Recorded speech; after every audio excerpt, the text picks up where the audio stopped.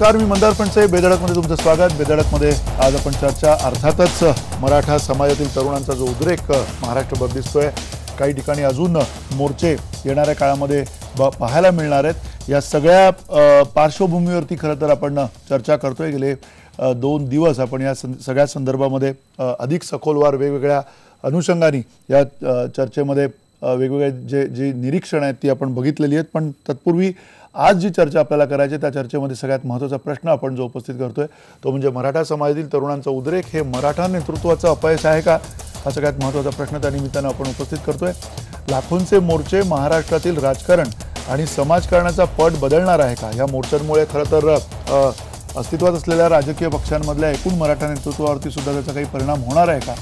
आणि मराठा समाजातील खतखत आरक्षणासाठी ॲट्रॉसिटीच्या विरोधात की आणखी काही आहे, हे सगळं आपण या चर्चेमध्ये पुन्हा एकदा समजून घेणार आहोत. त्याचं कारण अर्थातच येणाऱ्या काही काळात आपल्याला अधिक मोठे मोर्चे बघण्याची शक्यता सुद्धा नाकारता येत नाही आहे. अर्थात आपल्यासोबत या निमित्ताने जवी पवार आहेत.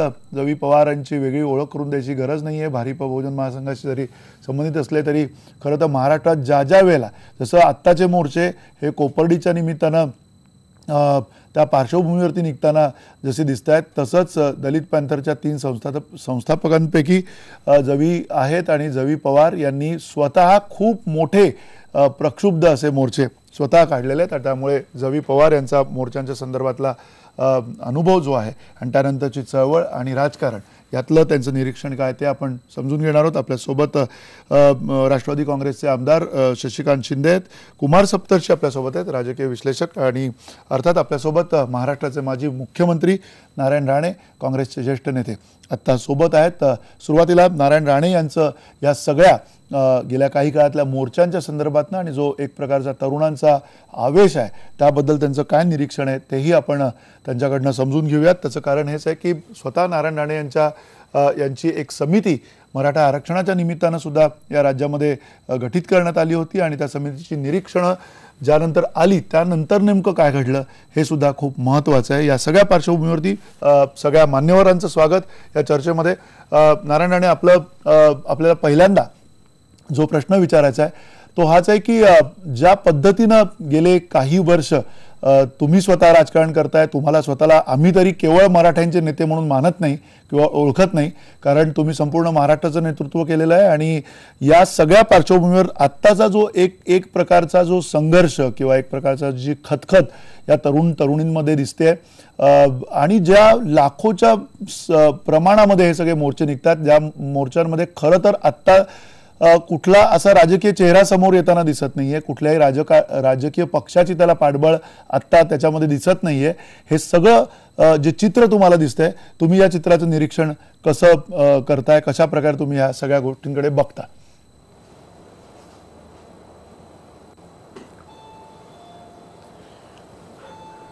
सध्या मराठवाड्यामध्ये विविध जिल्ह्यामध्ये आणि खानदेशामध्येही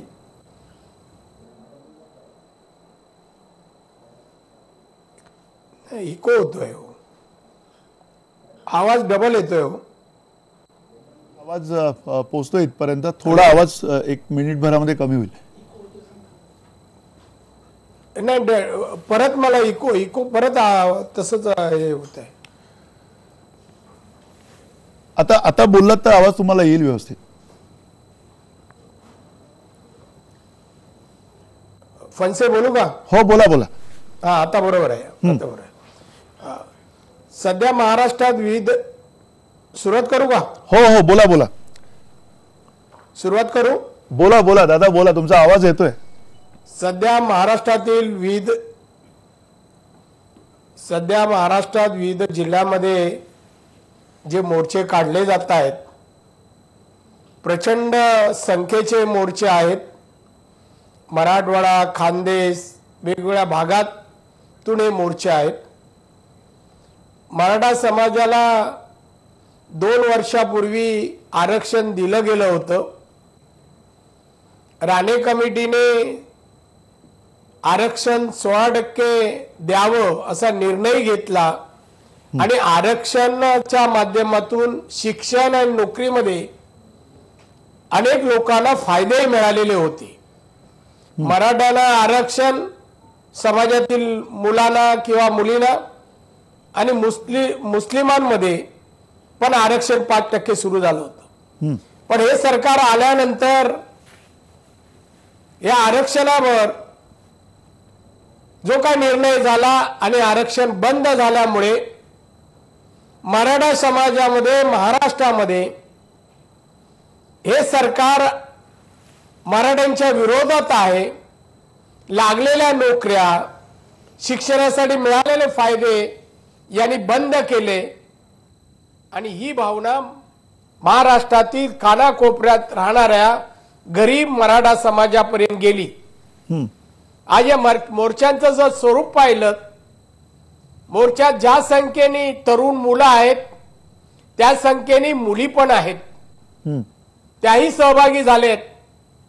हा मोर्चा नुसता अन्यायाविरुद्ध मोर्चा नाही, तर आपण आपल्यावर जो अन्याय केलाय, अत्याचार केला, तो सहन करायचा नाही अशी भावना सर्वत्र मराठा समाजावर आज झालेली दिसते आहे. आणि म्हणून एका जिल्ह्याचाही मोर्चा एवढा प्रचंड निघतो. याचाच अर्थ आज समाजातील मराठा समाजातील सगळ्या थरातील लोक जागृत होऊन आज एकत्र येत आहेत. कुठलाही राजकीय पुढारी नेतृत्व करत नसतानाही एवढी प्रचंड संख्येने लोक सहभागी होतात. याचाच अर्थ मराठा समाजाला आरक्षण न मिळाल्यामुळे आणि त्याचप्रमाणे अॅट्रॉसिटीमुळे किंवा त्या कायद्याचा दुरुपयोग केल्यामुळे जो काही त्रास झाला त्या अन्यायाविरुद्ध पेटून उठलेली आहे. मला असं सांगावंसं वाटतं, महाराष्ट्रात 34% मराठा समाज आहे. अन्य समाजाच्या लोकांना, जातीच्या लोकांना आरक्षण देताना मराठा समाज कधीच मध्ये आला नाही, कधीच कोणाला अडवलं नाही. उलट सगळ्या समाजाला, मागासलेला मध्ये आदिवासी असो, मागासवर्गीय असो, अन्य कोणी असो, आरक्षण देताना पुढाकार मराठा समाजानेच घेतला होता. आणि त्यामुळे आता मराठा समाजाचा जेव्हा प्रश्न आला तेव्हा जो विरोध दर्शवला जातोय, टाळलं जात आहे, आणि हे पाहिल्यानंतर समाज आज पेटून उठलेला आहे. एवढे वर्ष आम्ही सहन केलं, याच्या पुढे सहन करणार नाही, मोर्चाची संख्या हे दाखवायचा प्रयत्न होतोय. नक्की एक थेट प्रश्न तुम्हाला विचारायचा आहे की सातत्यानं ज्यावेळेला मराठा समाजाच्या वरचा अन्याय असं आता हल्ली म्हटलं जातं, या अन्यायामध्ये नेमकं सहभागी कोण असं तुम्हाला वाटतं? त्याचं कारण आत्तापर्यंतचे झालेले, म्हणजे तुम्ही स्वतः मुख्यमंत्री आणि त्याच्या आधीचे जे काही मुख्यमंत्री असतील ते, त्याच्यानंतरचे सुद्धा, याच्यामध्ये असलेल्या मराठा समाजाचं प्रतिनिधित्व आणि एकूण राजकारणामध्ये मराठा राजकारणी जे वेगवेगळ्या पातळीवरती आहेत त्यांचा त्याच्यातला सहभाग, हे सगळं बघता हे अपयशी झालेत असं म्हणायचं की त्याला अजून काही वेगळ्या पद्धतीने तुम्ही त्याचं विश्लेषण करता? एकूणच लोकसंख्येच्या 34% मराठा समाज आहे. नारायण राणे मुख्यमंत्री झाला याचा अर्थ सगळा मराठा समाज झाला का? राणे श्रीमंत झाला किंवा त्यांनी व्यवसाय केले तो झाला म्हणजे सगळेच झाले का? पृथ्वीराज झाले म्हणून झाले का? शरद पवार श्रीमंत झाले म्हणून सगळा समाज झाला का? 34% समाज आहे. आणि हा 34% समाजाला आम्ही कोणाचंही आरक्षण कमी करत नाहीये. ना ओबीसीचं आम्ही आरक्षण कमी करत आहे, ना मागासवर्गीयांचं करत आहोत, ना आदिवासींचं करत आहोत. आम्ही 52%च्या वर आम्ही जे राज्यघटनेच्या कलम 16 प्रमाणे मागासलेला वर्ग म्हणून ज्याचा सर्वे आम्ही केला, मागासलेल्या लोकांचा सामाजिक शैक्षणिक क्षेत्रामध्ये जे मागासलेले आहे, आर्थिक सामाजिक शैक्षणिक आणि आर्थिक क्षेत्रात मागासलेपणा आहे, तो मागासलेपणाचा सर्वे करून 17.5 लाख कुटुंबाचा सर्वे केल्यानंतर आम्ही हे 16% आरक्षण दिलेलं आहे. अगदी नियमाने दिलेलं आहे. ते सगळेच नारायण राणेंसारखे नाही आहेत, गरीब आहेत. शिक्षण घेणं, उदरनिर्वाह या सर्व बाबतीमध्ये आज आर्थिक दुबळे आहेत ते. आणि म्हणजे मराठा मुख्यमंत्री होते म्हणजे याचा अर्थ मराठा मुख्यमंत्री होते त्यांनी सगळ्यांना न्याय दिला, सगळ्या जातीच्या लोकांना न्याय दिला. पण काही वर्ग जर राहिला असेल तर अन्य लोकांना दिलं, अन्य जाती आणि लोकांना, जातीच्या लोकांना आरक्षण दिलं, मग मराठा समाजाला का नाही? आता धनगर समाज मागतोय, का नाही नको त्यांना? नक्की, अर्थात. पण या सगळ्या पार्श्वभूमीवरती पुन्हा जो प्रश्न उपस्थित होतो की जी समिती आपली होती आणि त्या समितीच्या अंतर्गत जी निरीक्षणं आली होती ती निरीक्षणं पुरेशा पद्धतीनं बाहेर आलेत का, आणि त्या निरीक्षणांचा खऱ्या अर्थाने कोणी तितक्या गांभीर्याने विचार करताना दिसतोय का? कारण ज्यावेळेला आपण म्हणतो की 34% एवढा मोठा समाज जर महाराष्ट्रातला अशा प्रकारे गरिबीला सामोरं जात असेल किंवा अशा प्रकारे आज नोकऱ्यांमध्ये या मुलांना कुठल्याच प्रकारचं स्थान नाहीये, शेती पूर्णपणे कोलमडून गेलेली आहे, शेतीचा जो एक पूर्ण आधार होता मराठा कुणबी समाजाच्या मागे, तो आधार सुद्धा जवळजवळ आता नष्ट होत आलेला आहे. तर या सगळ्याची निरीक्षणं नेमकी काय होती, ज्या निरीक्षणांचं तुम्हाला असं वाटतं की दखल तातडीने घेतली पाहिजे? हे पहा, हे जेव्हा अध्यक्ष मी झालो तर नुसता बसून अहवाल तयार केला ना, महाराष्ट्राचा दौरा काढला मी, सगळ्या मराठा समाजाच्या संघटनांना भेटलो, विविध समाजाच्या संघटनांना भेटलो, सगळ्यांचं मत जाणून घेतलं मी, काय परिस्थिती आहे, आणि सर्वे केला आहे. हा सर्वे शासनाच्या कलेक्टरने केला आहे, हे काय आम्ही खाजगी करून घेतला नाहीये. या कुटुंबाचा आणि सामाजिक, शैक्षणिक सगळ्या प्रकारची, सरकारी नोकर, बँक, सगळीकडे ज्याप्रमाणे नोकरीमध्ये प्राधान्य किती आहे, व्यवसायामध्ये प्राधान्य किती आहे, शेतीमध्ये कुठे आहेत, ते सगळे सर्वे झाले आणि सगळे निकष तपासून पाहिल्यानंतर आम्ही या निर्णयापर्यंत पोहोचलो की बा या समाजाला आज आरक्षणाची गरज आहे, त्याला शिक्षण आणि नोकरीमध्ये आपण जर प्राधान्य दिलं तर हा समाज वर येऊ शकेल. आम्ही सर्रास म्हणजे राजकारणासाठी नाही आरक्षण दिलं, शिक्षण आणि नोकरीमध्ये जे आरक्षण दिलं, आणि मग त्यांचा हक्क नाही का बाकीच्या लोकांनी मागितलं तर चालतं, फक्त मराठा समाजाने मागू नये, आणि त्यांनी मागितल्यानंतर कसं टाळायचं याचाच विचार जर केला तर समाज किती दिवस सहन करणार? आज शिकलेली मुलं आहेत, नोकरी नाही आहेत, आणि नोकरी नाही म्हणा अनेक असंख्य जण भेटले महाराष्ट्रात फिरताना, साहेब काय करायचं, आत्महत्या करायची वेळ आहे, मी पदवीधर आहे, काय करू? काय उत्तर आहे आमच्याकडे? समोर आरक्षण लोकांना नोकऱ्या मिळत आहेत आणि हे मेरिट मध्ये गुणवत्तेमध्ये असून नोकऱ्या मिळत नाही, तर तरुणांनी करायचं काय? आज मोर्चा काढल्यानंतर प्रतिक्रिया ज्या उमटल्या महाराष्ट्रात, आणि हे बरोबर आहे, हे चूक आहे, मग त्यांनी काय तसेच दिवस काढायचे का? नक्की. त्यांच्या समाजाचे काही मुख्यमंत्री झाले आणि समाजाचे मुख्यमंत्री झाले, याचा अर्थ 100% समाज आर्थिक समृद्ध झाला असं म्हणायचं का? आणि त्यांचे विचारात धरायचं नाही? आमचा सर्वे तपासून पाहा. नक्की नक्की. कुटुंब जी आम्ही दाखवलेली आहेत सगळी गरीब कुटुंब आहेत. नक्की तुमचा जो सर्वे आहे, खानदेशातली, मराठवाड्यातली आहे, विदर्भामधली आहेत. नक्की नक्की. तुम्ही म्हणताय त्या सर्वेवरती अधिक सखोल जी काही निरीक्षण आहेत ती सुद्धा आपण तुमच्याकडनं खरं तर समजून घ्यायची आहेत. त्याचं कारण आतापर्यंत इतकी खुली चर्चा किंवा या निमित्ताने अशा दोन्ही बाजूनी याचा विचार कदाचित झाला नसेल, तो होण्याची सुद्धा तेवढीच जर गरज असेल तर त्या दृष्टीने विचार केला पाहिजे. पण तत्पूर्वी पुन्हा कुमार सप्तर्षी आपल्या सोबत आहेत. कुमार सप्तर्षी, आपल्याला जो प्रश्न विचारायचा आहे तो हाच आहे की मुळात या सगळ्या घटनांकडे तुम्ही कसं बघताय? हा जो घटनाक्रम बघितला तर ठिकठिकाणी असलेले मोर्चे, सुरुवातीला त्याच्यात कोपर्डीच्या घटनेचा निघालेले जे पडसाद आहेत, ज्या दुर्दैवी घटनेच्या नंतर झालेले हे जे काही निषेध मोर्चे आहेत, आणि मग त्याच्यात अॅट्रॉसिटी कायद्याच्या विरोधातली सगळी एकूण भूमिका, आणि विरोधात म्हणता म्हणता अनेक जण आता म्हणतात की त्याच्यामध्ये रद्द नका करू, पण कदाचित त्याच्यामध्ये काही सुधारणांची गरज आहे. हा सगळा जो एक विवाद सुरू आहे गेले काही काळ, किंवा अशी हे जे कोलाहल वातावरण सुरू आहे, या वातावरणामध्ये नेमकं काय तुम्हाला म्हणायचं आहे, याचं निरीक्षण तुम्ही काय करता? मंदार, प्रथम एक लक्षात घेतलं पाहिजे की ही जी लोकशाही प्रणाली आपण स्वीकारली आहे ती संख्येच्या आधारे स्वीकारलेली नाही. ती दरडोई मतदान एवढं आहे, पण ज्याची संख्या जास्त त्याचं राज्य अल्पसंख्याने कबूल करावं अशी आकांक्षा जर असेल कुठल्याही बहुसंख्य समाजात, तर भारत शिल्लक राहणार नाही. कारण प्रादेशिक पक्ष म्हणजे काय? प्रादेशिक पक्ष म्हणजे त्या प्रदेशातली जी डॉमिनेटिंग प्रभावी जाते तिचं राज्य. आणि आपल्या देशामध्ये कोणतीही जात बहुसंख्याक नाही, 51% नाही, याचं भान सुटतं बऱ्याच वेळेला. आपण सारे व्याख्येने अल्पसंख्याक आहोत. नंतर जात ही मानवनिर्मित आहे, याला उगाच बाकीचं काही रंग द्यायचं कारण नाही. आता महाराष्ट्रामध्ये मराठा नेत्यांनी मराठा पाठिंब्यावर राज्य केलं, हे नाकारायचं काय कारण आहे आपण? असं हे बरोबर आहे की अमुक एका जातीचा मुख्यमंत्री असला म्हणजे त्या जातीचं भलं होतं, हे तर नाही होत. उलट असं आहे दिसतंय.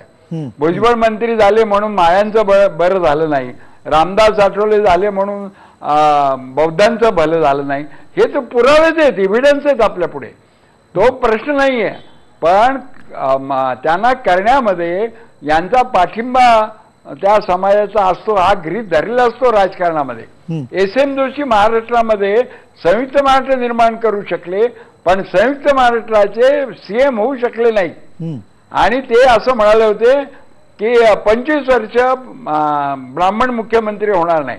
हे काय होतं? ही निराशाच होती ना. आणि या निराशेमध्ये कुठेतरी अशी भावना होती की मी मराठा जातीत जन्माला आलो असतो तर महाराष्ट्र निर्माण न करताही मी मुख्यमंत्री झालो असतो, अशी कुठेतरी एक खंत होती त्याच्यामध्ये. आत्ताचं जे प्रकरण आहे, कोपर्डी हे गाव माझ्या गावापासून जवळ आहे, जिथे मी काम करतो, माझा तालुका आहे कर्जत तालुका. तर कोपर्डीमध्ये जे काय घडलंय आणि ते वाईटच घडलंय, आणि त्याचं बाहेर जे प्रतिबिंब हे एखादी कथा अनुवादित करताना झालेले जसे घोटाळे असतात तसं आहे. तिथे बिलकुल त्या मुलांनी जो अत्याचार केला ती नालायक मुलं असतील, पण आपण दलित आहोत आणि एका मराठा मुलीवर अत्याचार करायचे अशी भावना त्याच्यात लवलेशही नव्हती. ती केवळ सेक्सची ओढ किंवा दारू प्यायल्यामुळे संयम जाणं या गोष्टी मान्य आहेत, पण मी अमुक जातीचा आहे म्हणून तमुक जातीवर बलात्कार करतो अशी भावना नव्हती. ही महाराष्ट्रात का पसरवली जाते? आणि हे मोर्चे उत्स्फूर्त निघतायत हे मान्य केलं, याचा अर्थ काय? पण ज्या वेळेला जनता उत्स्फूर्त रस्त्यावर येते, ज्या वेळेला तरुण पिढी कोणाचे आदर राखत नाही, तेव्हा नव्या नेतृत्वाच्या उदयाची भूक लागलेली आहे समाजाला. आता हा मराठा नेतृत्वावर अविश्वास दाखवलेला आहे मराठा जनतेने. तो 2014च्या निवडणुकीमध्ये पण दाखवला. माझ्या त्या जिथे कोपर्डी आहे त्याला दक्षिण मतदारसंघ म्हणतात लोकसभेचा. साधारणतः मारवाड्याला मराठी देत नाही, म्हणजे तसं नसावं पण आहे तसं. पण या वेळेला दिलीप गांधींना लोकांनी दिले, कारण मराठा नेत्यांनी कारखाने बुडवले आणि त्या कारखान्यांचे लिलाव स्वतःच घेतले. हे जर मराठा नेतृत्व असेल अंगावर सोनं घालून फिरणारं तर ते जाणारच आहे. आणि मराठा समाजाचा हा हुंकार आहे तो त्याच्या समाजावर मी याचं स्वागत करतो. कारण एकदा मनुष्य घरातून रस्त्यावर आला तर तो विचार करायला लागतो, आणि जेव्हा विचार करायला लागेल त्यावेळेला तो आत्मपरीक्षणातून अनेक आपल्या सुधारणा करेल. असे नेते तयार होणार नाही त्याच्या कुशीमध्ये. मराठा समाजाची कुस काय वांझ झालेली नाही, आणि 34% आहे वगैरे, समजा 34% नसला तरी न्याय मिळालाच पाहिजे, 1% असला तरी न्याय मिळाला पाहिजे. तर मग प्रश्न असा येतो की त्या न्यायाला जर आपल्याकडे अग्रक्रम लावावा लागत असेल, सगळ्यांना एकावेळी न्याय देण्याची कुवतच नाहीये, समाजाची आर्थिक कुवत नाही, नेत्यांची बौद्धिक कुवत नाही, मग अशा वेळेला अग्रक्रम लावताना बहुसंख्य समाजाची सत्ता असताना बऱ्याच पॉवर वावर कारखाने सहकार लाज नाही वाटली यांना की या ठिकाणी आपण इतरांना सामावून घ्यावं. मग आता तुम्हाला समाजाने प्रश्न विचारले की तुम्ही जातीनं मागितला तर तुम्ही सत्यावर आहात, तुम्ही वैयक्तिक मागा मग गोष्ट वेगळी आहे, पण तुम्ही जातीनं मागितलं आणि आता दलितांवर आपण बलात्कार केले पाहिजेत महिलांवर, हे कुठलं डोकं आहे? आणि आतापर्यंतचा इतिहास बघितला नामांतराचा, बरं आज जगलेलो आहे आम्ही इतिहास, त्याच्यामध्ये तुम्ही खुशाल दलितांच्या झोपड्या जाळल्या, त्यांना हकलले, आणि असे महाराष्ट्रात किती प्रकरण आहे? ढोकीचं प्रकरण आहे, तुमची संख्या जास्त झुंड आहे. कुमार सप्तर्षी, मी तुम्हाला प्रश्न अशा अनुषंगाने विचारतोय, आपण अधिक खुली चर्चा करूया याच्यामध्ये, पण बऱ्याचदा ज्या काही कटू इतिहासातल्या काही गोष्टी असतील त्या गोष्टींपेक्षा आत्ताचा जो रस्त्यावर आलेला हा जो तरुण समाज आहे तो भारतीय म्हणून मागितलं पाहिजे, मराठा म्हणून मागितलं तर ते बाधितच आहे. आपण त्याच्यावरती येऊया, आपण त्या मुद्द्यावर येऊया. काय आधारावरती आरक्षण, कदाचित नारायण राणे समितीतल्या त्या निष्कर्षांवरतीच कदाचित तोच मुद्दा असू शकणार आहे की कुठल्या आधारावरती आरक्षण मागायचं आणि आरक्षण नेमकं कुणाला द्यायचं. कारण एका समाजामध्ये अनेक वेगवेगळ्या लेअर मधली माणसं सुद्धा आहेत, वेगवेगळ्या प्रकारची श्रीमंतीतली माणसं आहेत, त्यांना सुद्धा ते त्या निमित्ताने केवळ जातीतनं जन्माला आले म्हणून आरक्षण मिळावं की नाही हे सुद्धा त्यानंतरचे साहजिक प्रश्न असतात. पण तत्पूर्वी शशिकांत शिंदे, तुम्हाला असं वाटतंय का की हे सगळं जे आहे, ज्या पद्धतीनं हा राग व्यक्त होतोय, ज्या पद्धतीनं ही सगळी माणसं रस्त्यावरती येत आहेत, कुठेतरी तुम्ही या सगळ्या नेतृत्व म्हणून, मी केवळ एका पक्षाचं किंवा एका राजकीय याचं मी तुम्हाला म्हणत नाहीये, नेतृत्व म्हणून तुम्ही स्वतः ज्या समाजातून आलेल्या आहेत त्या समाजाचं नेतृत्व करण्यात तुम्ही अपयशी ठरलात असं तुम्हाला वाटतं का? नाही, मी कुमार सप्तर्षींनी जे प्रमाणे आता या ठिकाणी सांगितलेलं आहे, खरं म्हटलं तर त्यांचं ते आता बोलणं जे आहे ते समाजामध्ये विध्वंसा किंवा एक प्रकारचं द्वेष निर्माण करण्याचं, दरी निर्माण करण्याचं आहे. तुमचा जो विषय आहे त्या विषयामधला मतितार्थ असा आहे की खरं म्हटलं तर मोठ्या राज्यातल्या नेत्यांनी एखाद्या मोर्चाच्या संदर्भामध्ये स्टेटमेंट केल्यानंतर या चर्चेला या ठिकाणी निर्णायक स्वरूप आलं.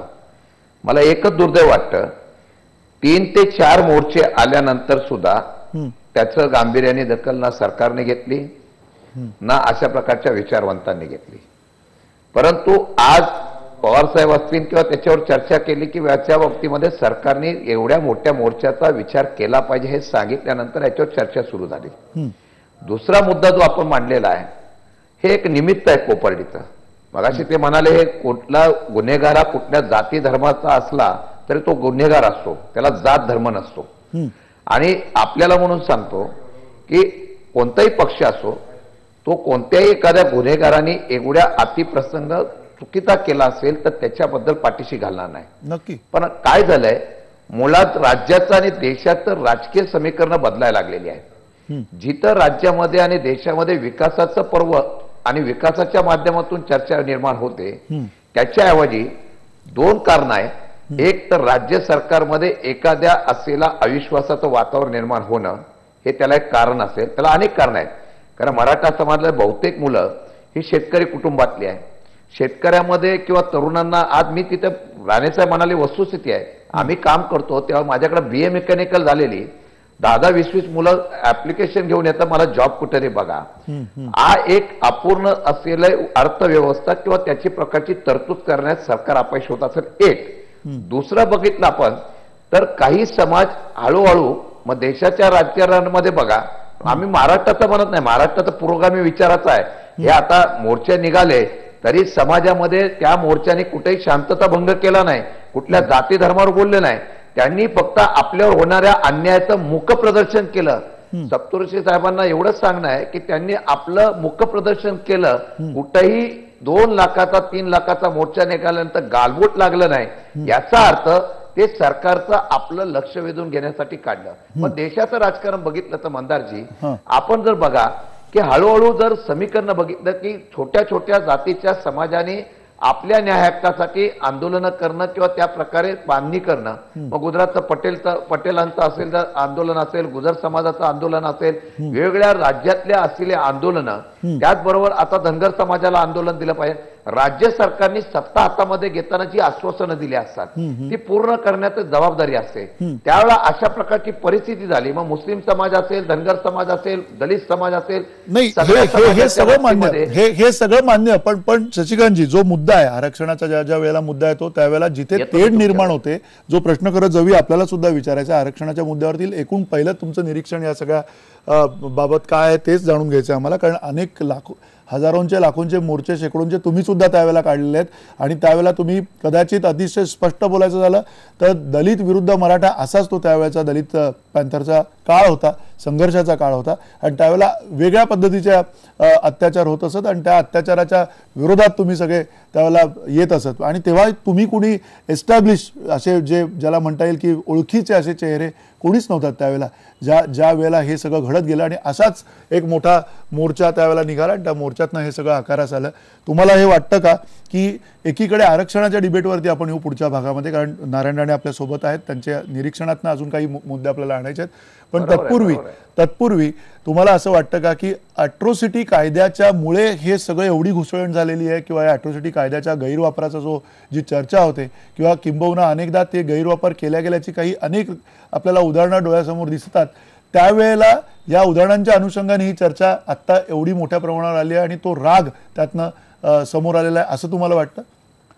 मंदारजी, मी 1962 सालापासून या सार्वजनिक जीवनामध्ये आहे आणि त्यावेळेपासून माझा एकच उद्देश होता की जात हे सगळ्या इथल्या एकंदर सगळ्या अधोगतीला हे जात कारण आहे आणि जातीयता नष्ट झाली पाहिजे यासाठी मी गेले अनेक वर्ष लढत आहे.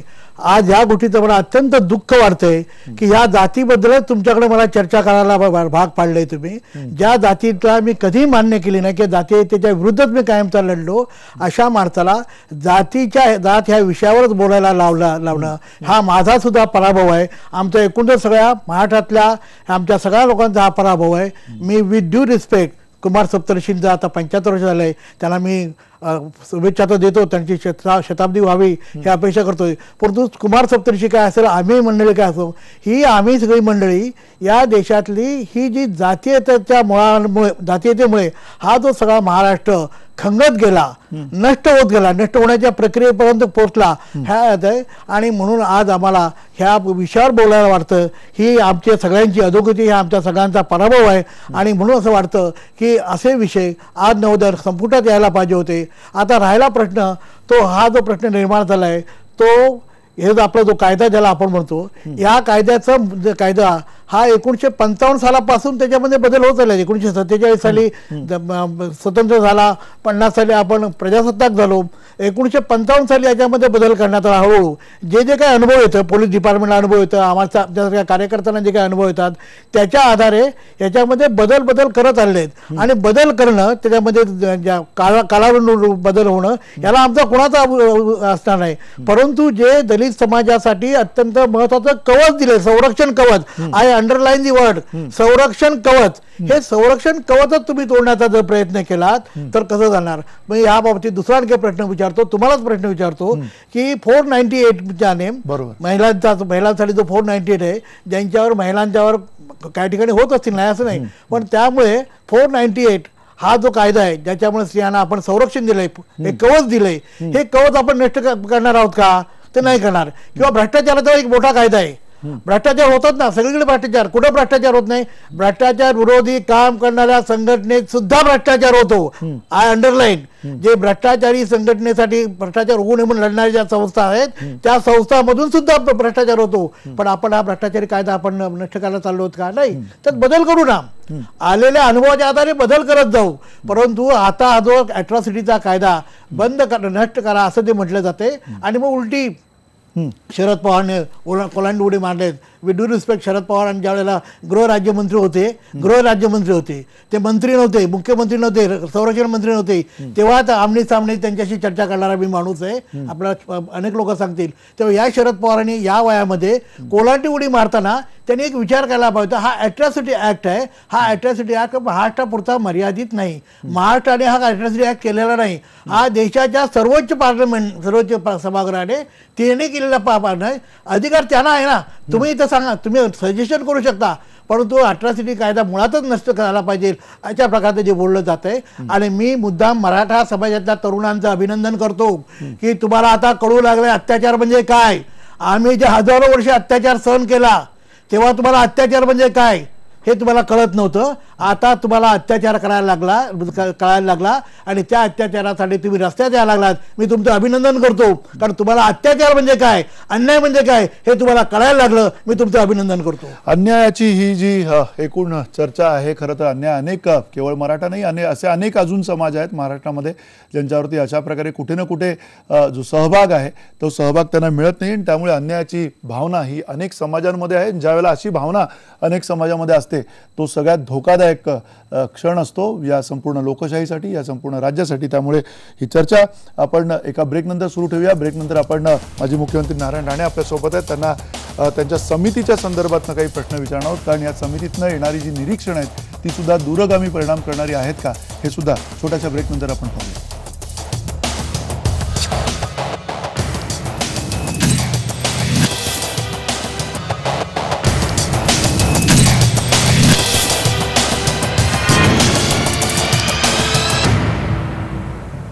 पुन्हा एकदा स्वागत या चर्चेमध्ये. आपण आपल्या प्रेक्षकांची आधी मतं काय आहेत ती जाणून घेऊयात. हनुमान निर्मल म्हणतायत बीड तो झांकी है, परभणी अभी बाकी है.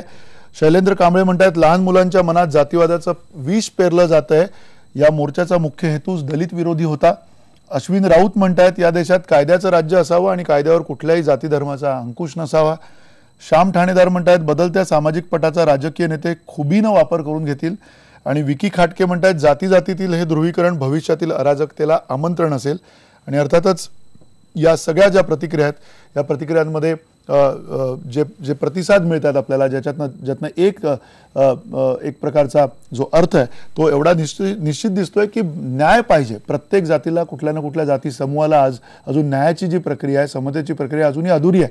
आणि त्यातनं हे सगळे विसंवाद जे आहेत ते समोर येताना दिसत आहेत. नारायण राणे, आपल्याला ज्या वेळेला ही समितीच्या मार्फत निरीक्षणं समोर आली त्यावेळेला तुम्हाला असं वाटतं का जर उद्या आरक्षण मिळालं तर त्या आरक्षणातनं जो फायदा मिळणार आहे, कारण त्याच्यामध्ये एक सगळ्यात मोठा आक्षेप घेतला जातो की ओबीसी मध्ये जर का मराठे समाविष्ट करण्यात आले तर त्यामुळे होणारे जे गोंधळ आहेत किंवा त्यातनं ओबीसींना वाटणारी जी भीती आहे, जी साधारण भीती असेल की आपल्यात वाटचा काही एखादा वाटा जाईल, त्यामुळे स्वतंत्र आरक्षण देण्याची जी मागणी मराठा समाजासाठी केली जाते. तर हे सगळं होत असताना जो श्रीमंत समाज आहे त्या समाजातला त्या श्रीमंत समाजातला सुद्धा ते जे सगळे जे फायदे जे आहेत ते मिळावेत न मिळावेत की त्याबद्दलचं तुमचं चिंतन काय?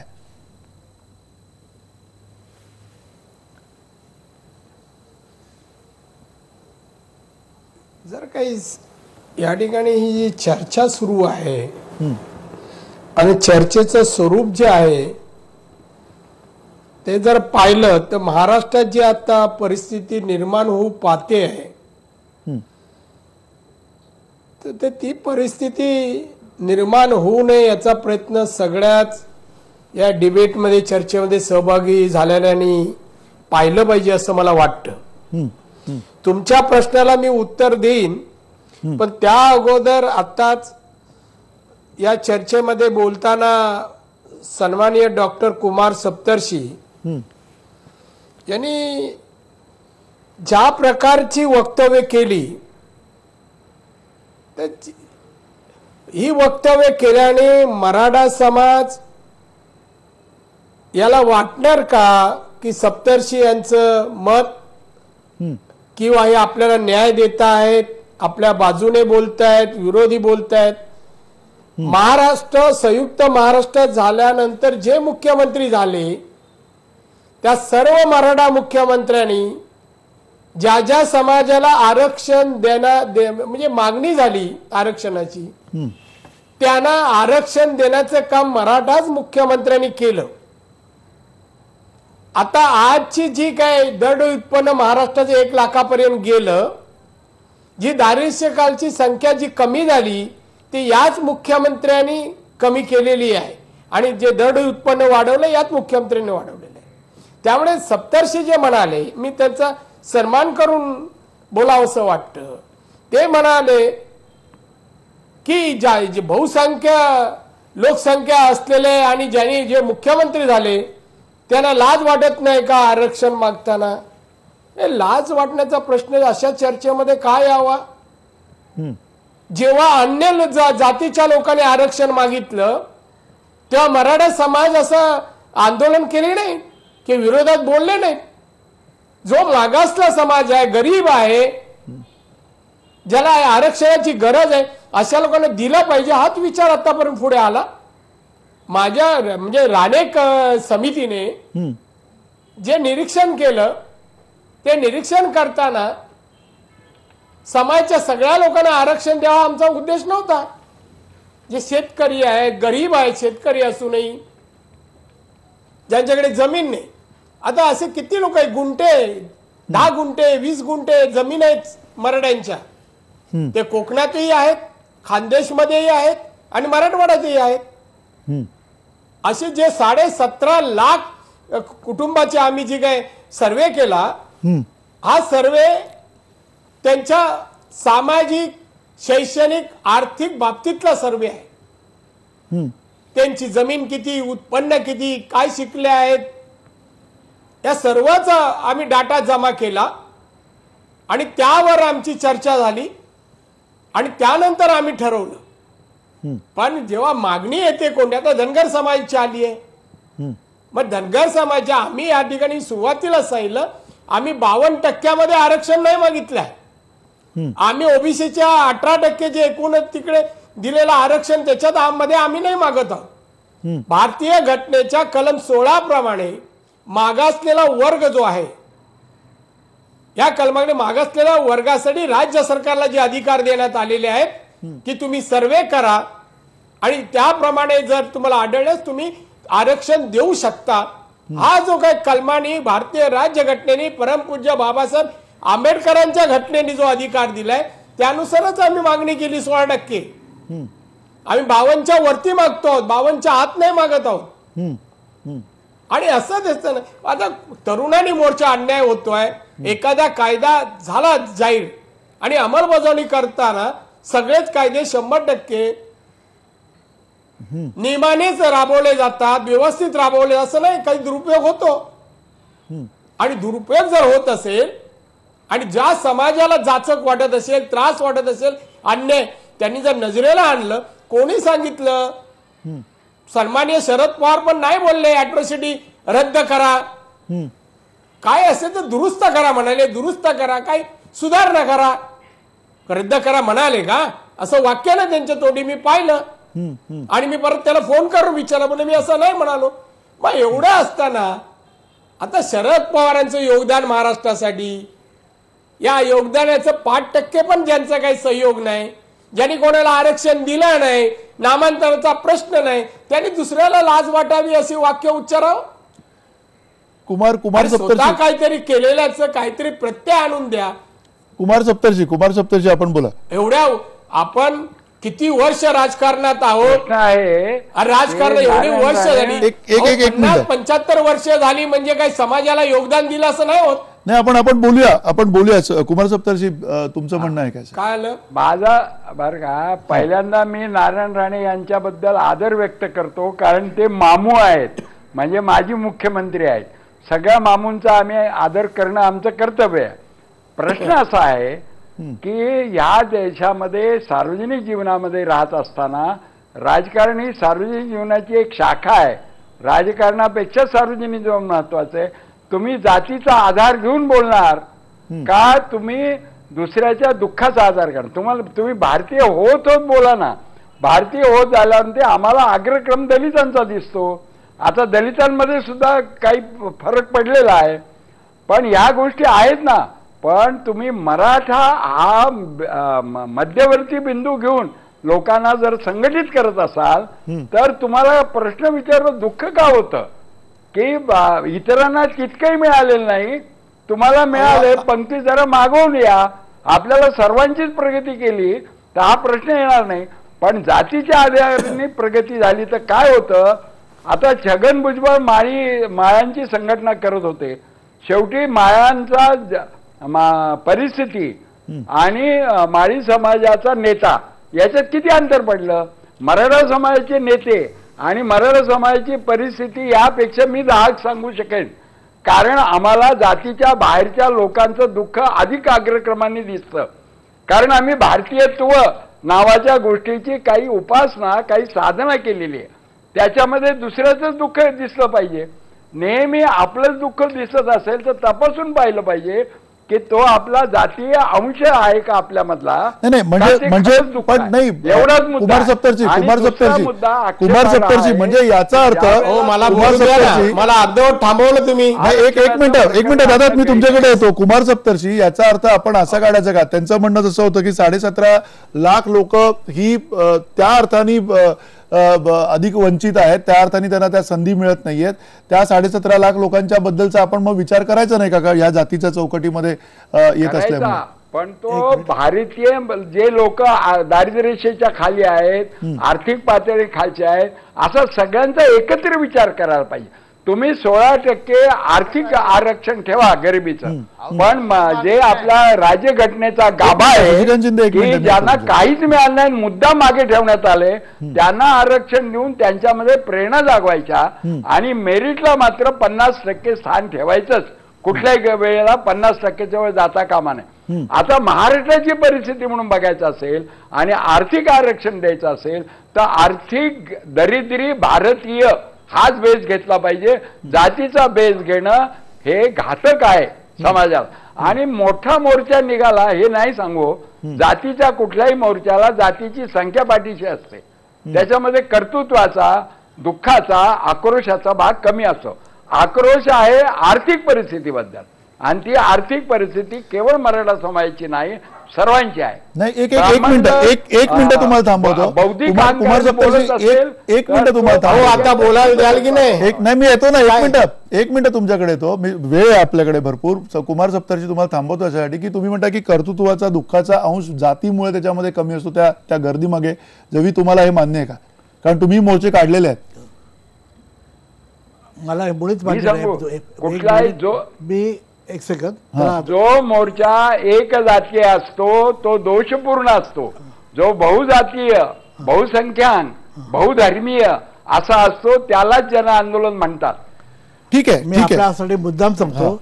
मी काढलेले किंवा मी ज्या बोलायला द्याल की नाही दादा? मी येतो तुमच्याकडे दादा, 2 मिनिटं. नारायण राणे आपल्याकडे येतोय, यांचं बोलणं तुमच्याकडे. मोर्चे काढले ते मोर्चे एक जातीय कधीच नव्हते. शशिकांतजी येतो ना तुमच्याकडे, थांबा. मोर्चे कधीच नव्हते.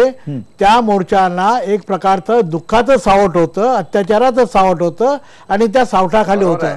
मी नारायण राणे यांना, माननीय माजी मुख्यमंत्री नारायण राणे यांना एक प्रश्न विचारतो की 17.5 लाख लोक हे बिलो पॉवर्टी लाईनच्या खाली असतील किंवा वंचित असतील.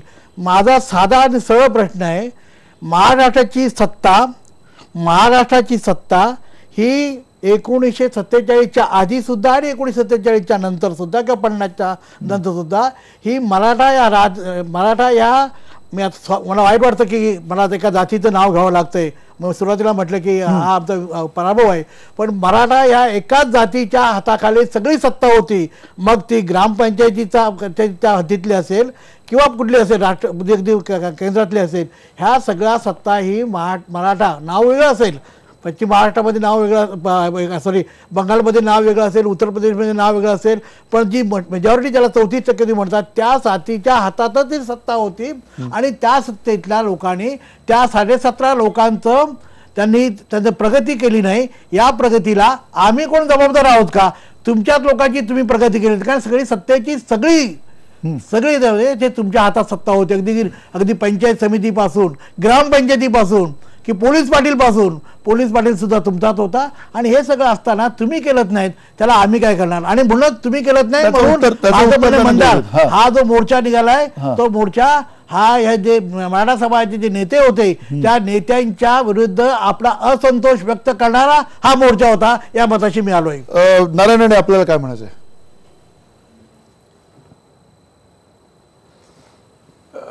मोर्चा कोणाच्या विरोधात होता आणि त्यांचं विश्लेषण किंवा त्याच्याबद्दल मत जे आहे त्यांचं काही असोत, पण मुळात ते समाजवंत आहेत आणि समाजातला एक वर्ग जातीचा उल्लेख करतात मराठा. आणि स्वातंत्र्यानंतर सगळी पदं जर यांच्याकडे होती किंवा महाराष्ट्रानंतर होती, ग्रामपंचायत, पंचायत समिती, जिल्हा परिषद, आमदार, खासदार, मंत्री, तर मग आता त्यांचं जे काय 17.5 लाख लोकांची गरिबी आहे ती का राहिली असं त्यांचं जे म्हणायचं आहे.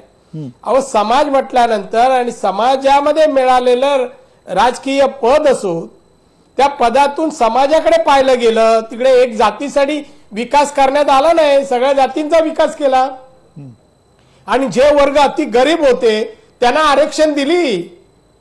आज जी काय समानतेकडे, बाबासाहेब आंबेडकरांच्या समानतेकडे वाटचाल जी चालली आहे, ती वाटचाल आतापर्यंतच्या मुख्यमंत्र्यांनी, आतापर्यंतच्या मंत्र्यांनी पदाचा उपयोग करून समाजामध्ये मानवी निर्देशांक वाढवायचा जो प्रयत्न केला, दरडोई उत्पन्न प्रयत्न केला, तेव्हा कदाचित असंही म्हणा की जात तेव्हा पाहिली नाही आणि म्हणून 17.5 लाख शिल्लक राहिले. नाही तर जात जर पाहिली असती मराठा, तर मराठा मुख्यमंत्र्यांनी हे 17.5 शिल्लक राहिले नसते. आम्ही समाज, राज्य आणि राष्ट्र हे पाहिलं आतापर्यंत. आणि मला जे इथे बोलवलंय, या राणे समितीचा अध्यक्ष होतो म्हणून बोलवलंय, मराठा समाजाचा व्यक्ती म्हणून नाही. तरी पण तुम्हाला सांगतो, मराठा समाजामध्ये जन्म झाला असल्यामुळे तर सर्वात प्रथम काय कर्तव्य असतं, तर त्या समाजावर जर अन्याय होत असेल तर, आणि समाजाचे लोक जर आपला अन्याय होतो जर एकत्र येत असतील तर त्यांच्याबरोबर उभं राहणं माझं कर्तव्य आहे. आणि ते मी कधीही करीन, सगळी पदं बाजूला ठेवून करीन. आणि त्यासाठी मी कोणाचं असं ऐकूनही घेणार नाही. त्यामुळे अन्याय जो आहे ना, आम्ही कोणावर अन्याय करायला बसलेलो नाही. अन्याय होणाऱ्यांना न्याय देण्याचं काम आतापर्यंत केलं. मी राज्याचा मुख्यमंत्री असताना ते आदिवासी असो, सर्वांना न्याय द्यायचं काम केलं. कुठे एक बाजूला नाही. किंवा माझे कार्यकर्ते सर्व धर्माचे, सर्व जातीचे माझे कार्यकर्ते आहेत. माझे तर पीए मागासवर्गीय आहेत, मी कधी म्हणालो नाही. पण हे जे मुद्दामून अमुक एक जातीचा अमुक एक जातीचा द्वेष हे नेतेच करतायत, इथे चर्चेमध्ये करतायत. आम्ही तर नाही करत. आम्ही एवढंच म्हणणं आहे की ज्या नेत्याने असं सांगितलं की अॅट्रॉसिटीचा जे काय, ज्या प्रकारे मी काही कलमाचा दुरुपयोग केला जातोय त्यामध्ये थोडा बदल करा. आता केलात का तुम्ही? कोणी केला का? हे सरकारकडे फक्त मागणी आहे. तर त्यासाठी एवढं काय हे करायची गरज आहे? अन्य लोकांना न्याय देताना एवढे कायदे होताना मराठा मुख्यमंत्र्यांच्या नेतृत्वाखाली झाले ना, तर आम्ही कुठे विरोध केला? विरोध केला कोणी करणार नाही. नक्की. पण तुम्हाला असं प्रामाणिक मत नाही आमचं. नाही, एक तुम्हाला या सगळ्या हा जो सगळा जमावडा आहे, ज्या पद्धतीनं सगळी गर्दी आहे, तुम्हाला काय वाटतंय हे या एकूण अॅट्रॉसिटी कायद्याच्या विरोधातला आहे, आरक्षणासाठीचं आहे, की ह्याचं नेमकं विश्लेषण तुम्ही काय करताय? इतके वर्ष तुम्ही सगळं महाराष्ट्राचं राजकारण बघताय. याच्यामध्ये जे काय माझ्याजवळ माहिती आहे ती आरक्षणासंबंधी जास्त आहे. आणि त्याचबरोबर आता मराठवाड्यामध्ये अॅट्रॉसिटीचा वापर करताना जो काही चुकीच्या मार्गाने किंवा त्या कायद्याचा अर्थ वेगळा काढून केला जातो आणि त्यामुळे असंतोष काही प्रमाणात आहे. पण ही दोन्ही कारणांमुळे आज मराठवाड्यामध्ये आणि ठिकठिकाणी असंतोष आहे. आणि ही जे आपण चर्चा करतोय, एका बाजूला म्हणतो जात काढू नका आणि जातीबद्दलच आपण बोलतोय, हे जास्त आपण समाजातल्या लोकांना जातीची ओळख करून द्यायचं काम करतोय. आपण नेते कुठे एकत्र येऊन म्हणतो नाही बाबा इथे थांबावं, आता चला जो काय प्रश्न आहे चला विचारवंतांनी एकत्र बसा आणि सरकारने विचारवंतांची कमिटी करून ऐकून घ्या आणि मग ठरवा. नक्की. हे न बोलताना आपणच काहीतरी विचारवंत आहोत, मी फार काही पुरोगामी आहे असं दाखवायचा प्रयत्न करतायत. अहो, ज्यांनी पदं भूषवली ती पदं भूषवत असताना या महाराष्ट्रात तरी या पुरोगामी राज्यात, बाबासाहेब आंबेडकरांच्या राज्यात, छत्रपती शिवाजीरावांच्या राज्यात सर्वांना न्याय द्यायचं काम केलं. म्हणूनच महाराष्ट्र या देशात प्रगत राज्य आहे. नाही, नक्की. पण संसदीय कामकाज असो, नाही, नक्की हे तुमचं सगळं मान्य आहे की जर आपण जाती म्हणून बघितलं असतं तर महाराष्ट्र समूह म्हणून महाराष्ट्रात पुढे गेलाच आहे. पण काही लोक विष कालवतात ना, विनाकारण कालवतात. नक्की. आणि म्हणून ज्या लोकांनी मोर्चा काढला त्यांचं लाखोने लोक काढतात, त्यांची भावना तरी ओळखाल की नाही? का त्या भावनेची पण नाही कदर करायची?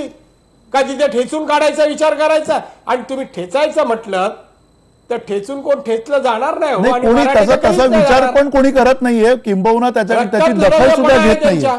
त्याची दखल घेण्याचं जे काम आहे सरकार ज्या पद्धतीनं सरकारने सुद्धा त्याची दखल घ्यायला पाहिजे, लवकरात लवकर या सगळ्या संदर्भामध्ये कुणाला तरी चर्चेसाठी बोलवणं आलं असेल किंवा याच्यासाठी एक प्रकारची काहीतरी एक सहमती तयार करण्याचं वातावरण असेल ते सरकारतर्फे अजून तरी आस्थागायत या वेळेपर्यंत झालेलं नाही, ही सुद्धा वस्तुस्थिती आपल्याला मान्य करावी लागेल.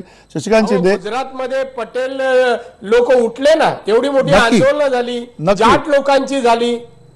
नक्की आता जात काढू नका म्हणतात, स्वतःची आरक्षण मागताना जात काढतात आणि मराठ्यांनी काढली, धनगरांनी काढली का जात काढू नका म्हणतात.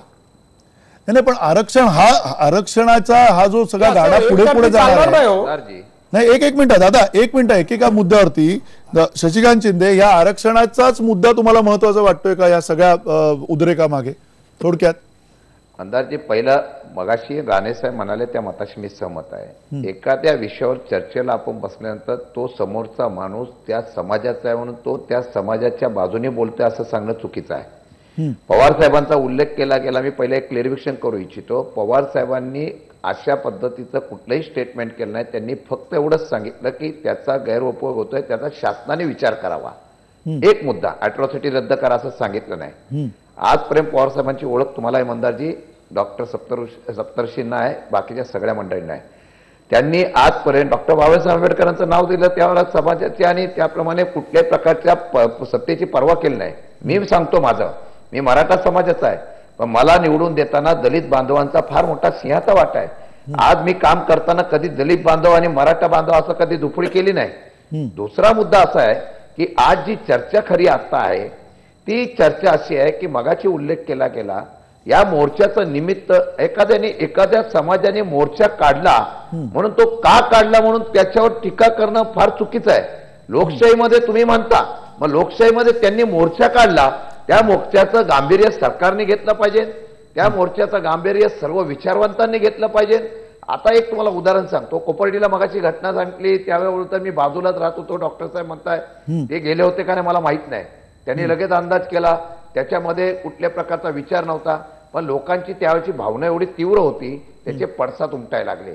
दिल्लीमध्ये सुद्धा घटना घडली, ती कुठल्या समाजाची मुलगी होती म्हणून झालं नाही, पण तिच्यावर जो अमानुषपणा झाला त्याच्या त्या प्रक्रियाच्या उमटल्या गेल्या.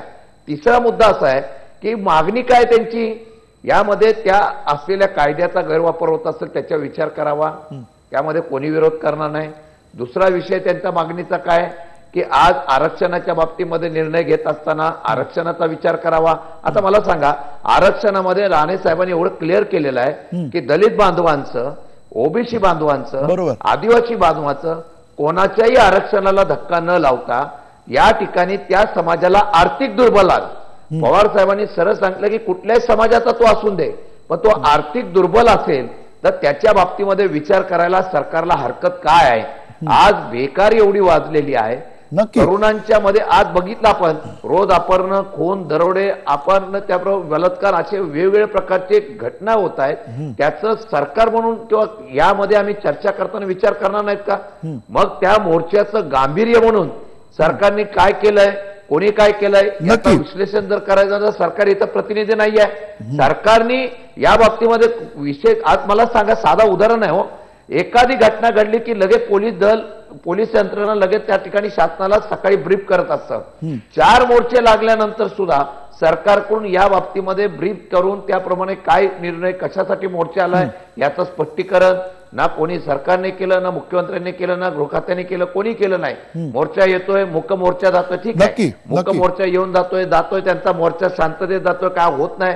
म्हणजे कायदा सुव्यवस्था निर्माण झाल्यानंतर तुम्ही लक्ष देणार आहात का?